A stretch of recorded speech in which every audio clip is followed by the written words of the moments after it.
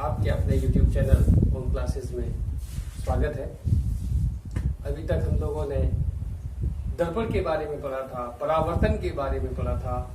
आज हम पढ़ेंगे अपवर्तन के बारे में। ये भी एक अच्छा टॉपिक है जो कि प्रकाश की किरणों से संबंधित है। देखेंगे इसमें अपवर्तन, रिफ्रैक्शन।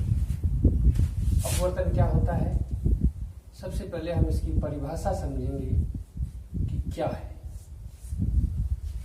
जब प्रकाश की किरण किसी एक माध्यम से चल करके और दूसरे माध्यम में प्रवेश करती है तो पृथक्कारी तल से वह अपने पथ से विचलित हो जाती है। प्रकाश की यह घटना अपवर्तन कहलाती है। देखेंगे कैसे। आपने देखा होगा कि एक माध्यम इस प्रकार से ये एक जल से भरा हुआ पात्र है और इसके अंदर कोई पेंसिल रखी हुई है और पेंसिल जो है हमें कुछ यहाँ से वास्तविक स्थिति से थोड़ी सी तिरछी या मुड़ी हुई दिखाई देती है। क्यों? प्रकाश की यही घटना जो है अपवर्तन कहलाती है। देखेंगे अपवर्तन क्यों होता है, अपवर्तन का क्या कारण है। तो सबसे पहले इसकी हम परिभाषा लिखेंगे। अपवर्तन देखेंगे कि जब प्रकाश की किरण एक माध्यम से चल करके दूसरे माध्यम में प्रवेश करती है तो पृथक्कारी तल से वह विचलित हो जाती है और प्रकाश की इस घटना को अपवर्तन कहते हैं। अब हमें यहाँ पर यह समझने की आवश्यकता है कि माध्यम क्या है। यहाँ माध्यम क्या है? माध्यम प्रकाश के गमन का, जिसमें वह गमन कर रही है, वह माध्यम कहलाता है। अब एक माध्यम से दूसरा माध्यम, यह एक तुलनात्मक है। जैसे कि निर्वात और वायु, ये दो माध्यम है। निर्वात उस स्थान को कहा जाता है जहां पर किसी भी प्रकार का अवरोध ना हो। जिसमें किसी भी प्रकार का अवरोध ना हो उसे निर्वात कहते हैं। जबकि वायु वाला जो माध्यम है, इसमें वायु और धूल के कण पाए जा सकते हैं।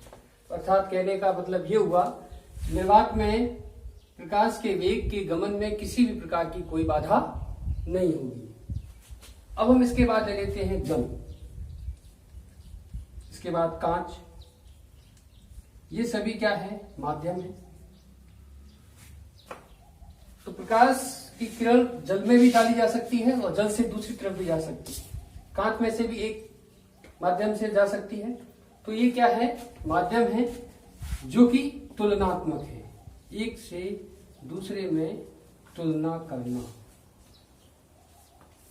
आप देखेंगे जब प्रकाश की किरण को वायु से, नीचे हम एक जल बना देते हैं, ये जल का डिनोशन है। यहां पर देखेंगे ये 90 डिग्री का है। प्रकाश की किरण यहां से आती है और इसे जाना चाहिए सीधा, लेकिन सीधा ना जाकर के यह अभिलंब की ओर झुक जाती है।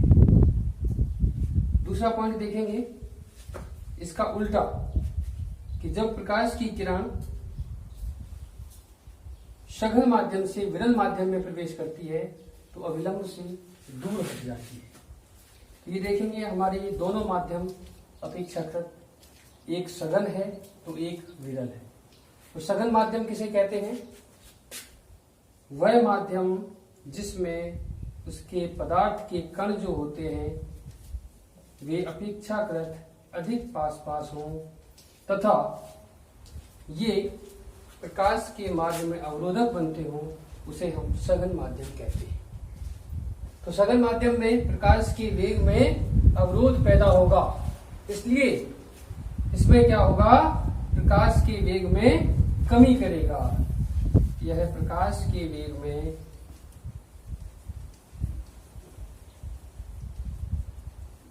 कमी करेगा और कमी करने के कारण यह अपने पथ से विचलित हो जाएगा और अविलंब की तरफ झुक जाएगा।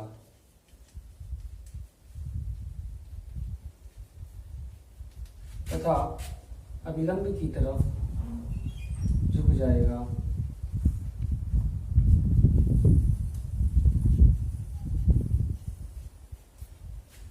इसके विपरीत यदि प्रकाश की किरण को सघन माध्यम से विरल माध्यम में भेजा जाए तो वह प्रकाश की किरण के वेग में वृद्धि के परिणाम स्वरूप उसका वेग बढ़ जाएगा और वेग में बढ़ जाने के फलस्वरूप वह अविलंब से दूर हट जाएगा। जस्ट इसका अपोजिट है। जैसे कि कोई भी प्रकाश की किरण है, अगर ये अविलंब है और अगर इसे इस माध्यम से यानी जल के माध्यम से और इसे यदि वायवीय माध्यम में भेजा जाए तो इसे यह सीधी न जाकर के अविलंब से दूर हट जाती है। तो ये दोनों घटनाएं परावर्तन की घटनाएं हैं।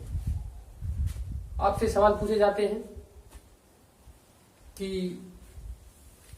किसी भी ग्लास में रखा हुआ सिक्का, उसका तल उठा हुआ क्यों दिखाई देता है? सिक्का जो है उस तल से उठा हुआ क्यों दिखाई देता है? रखी हुई पेंसिल, किसी ग्लास में, पानी से भरे ग्लास में रखी हुई पेंसिल मुड़ी हुई क्यों प्रतीत होती है? इन दोनों का कारण अपवर्तन ही है। आगे देखेंगे। चलो चलते हैं अगले वीडियो की तरफ। हमारे साथ बने रहें। नमस्कार।